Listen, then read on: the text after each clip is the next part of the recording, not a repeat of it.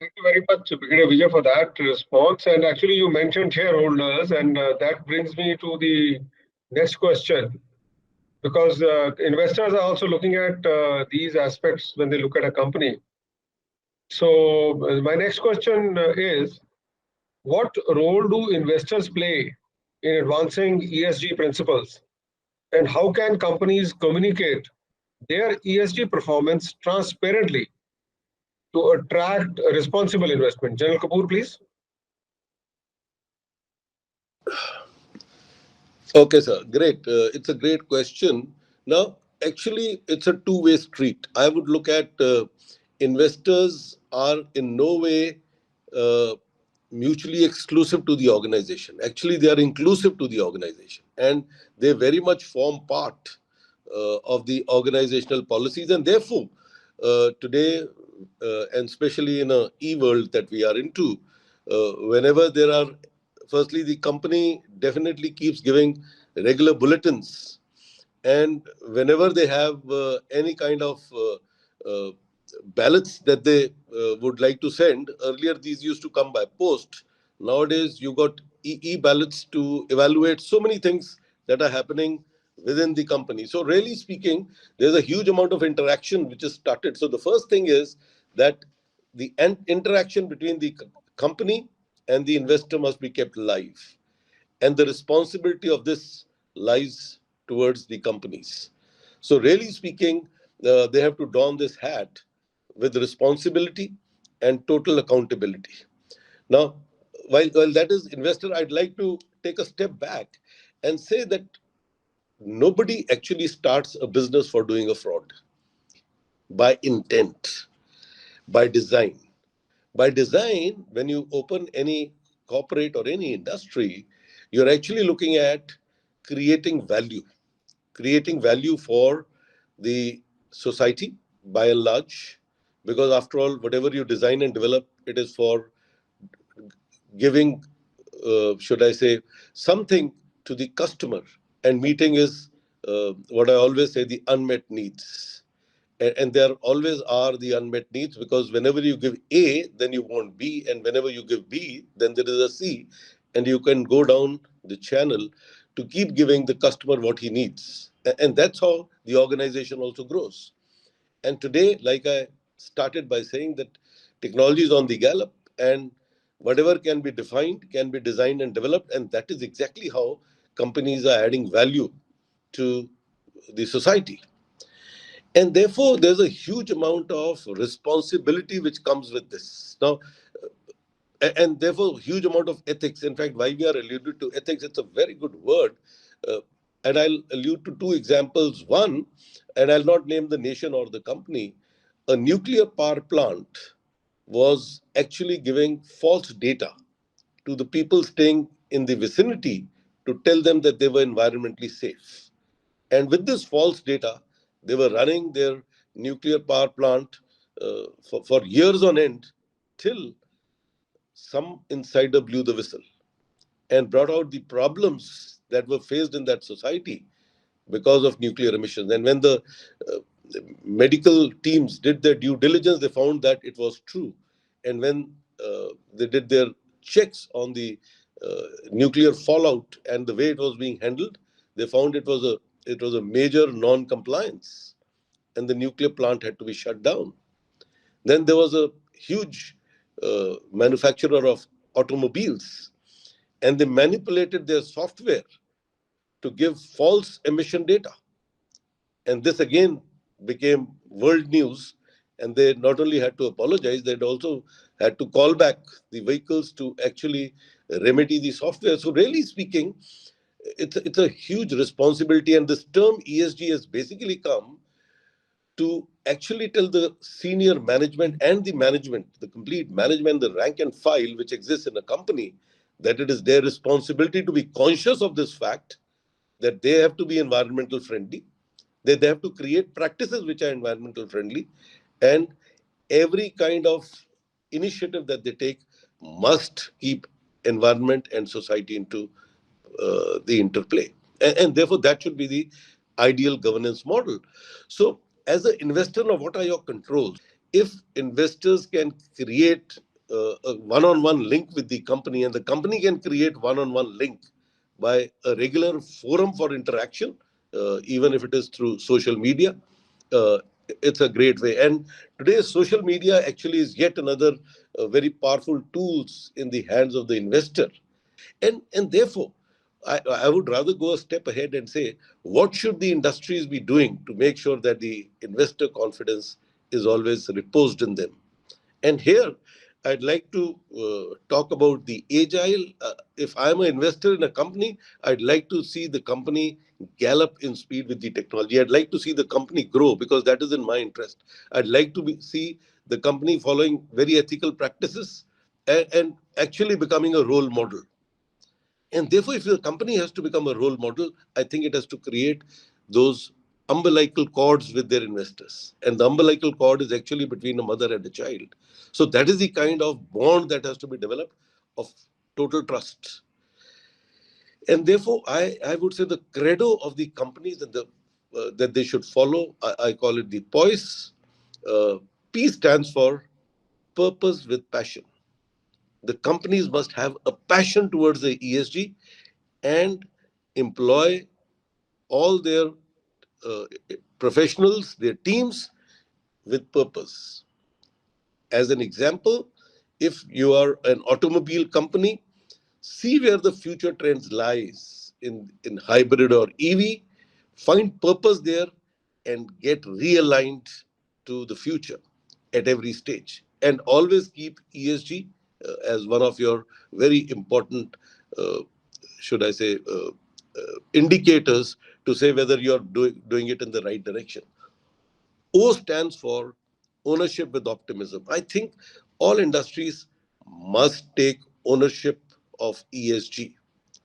If each one of them takes this as a responsible behavior, the value add will change because it all starts with taking ownership. We've all been in the army and we know how we take ownership of our units. We make sure that they run to an optimum ESG, and every person not only feels aligned within the unit, he's aligned as an ambassador to the unit and ambassador to the army for even the nation.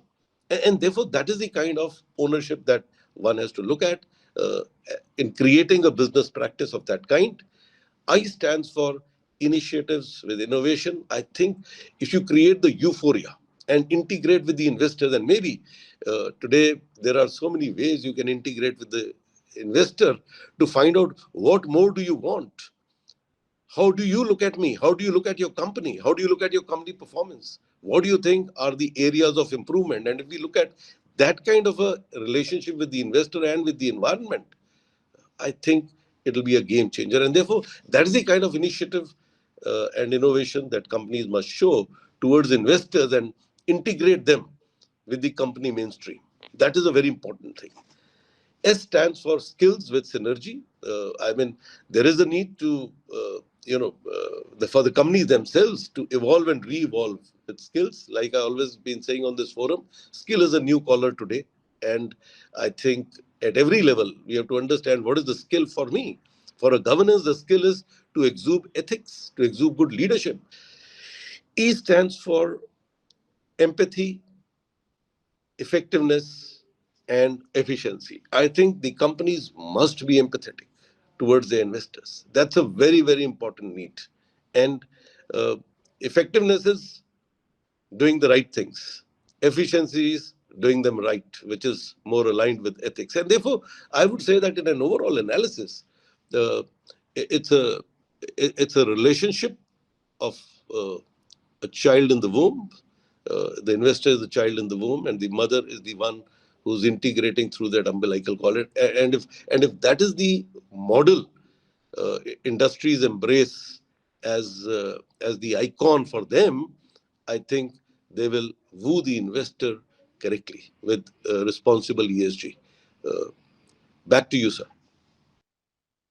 Thank you very much, Anil, for giving those detailed, further, expanding on each one of these and giving us your views on that. The same question to you, Brig Vijay, please. Thank you, sir.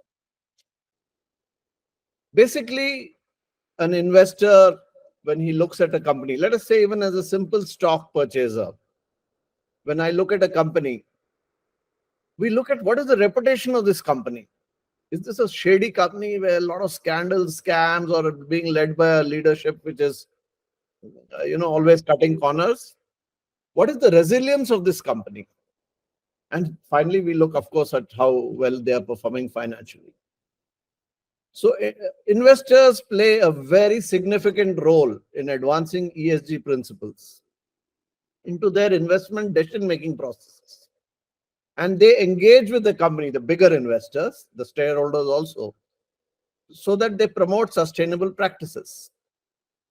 So investors integrate into the investment analysis and decision-making process to assess the long-term sustainability and risk profile of the investment. They engage with company to encourage them to adopt sustainable practices, to improve their ESG scorecard, because that's how the reputation goes. And how does this engagement take place?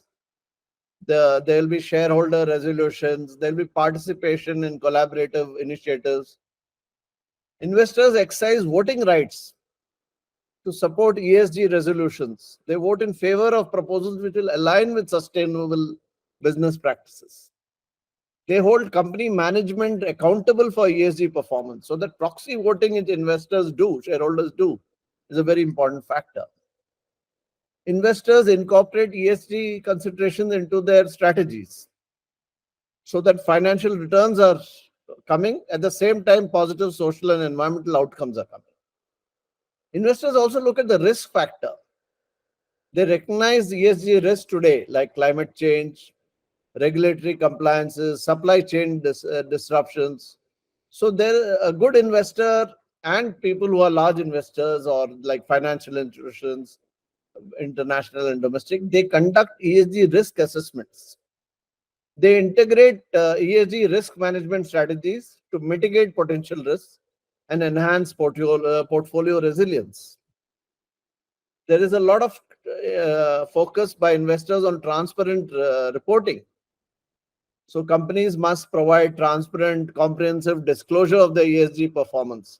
Companies are expected to give to the investors sustainability reports, ESG goals, targets, what progress they've made towards the ESG score. And there are nowadays companies have started using, for the investors, standardized reporting frameworks. There are a number of such frameworks. One is like Task Force on Climate-Related Financial Disclosure, Sustainable Accounting Standards Board. There's a Global Reporting Initiative panel. All these guide ESG reporting. Then, there's something called a materiality assessment. So there's a focus on disclosing information that is material to investors and relevant to the company's long-term sustainability. Then investors force companies to obtain third-party verification of ESG performance. This independent verification provides assurance to investors and stakeholders that you are giving accurate and transparent information. And they always insist on a commitment to continuous improvement, so that ESG scorecard is monitored from board meeting to board meeting to board meeting to every shareholder disclosures. So you monitor this progress over a year. So that is how investors play a very, very important role in ensuring that companies are following and advancing their ESG principles. Thank you, sir. Thank you very much for that. You gave us certain inputs, and what you also brought out was that there are certain frameworks which are there. You used the word standards. So towards that, my next question is that in what ways can governments, regulatory bodies, and industry associations collaborate to establish consistent standard frameworks for measuring and reporting ESG performance across different sectors and regions? First, General Anil, please.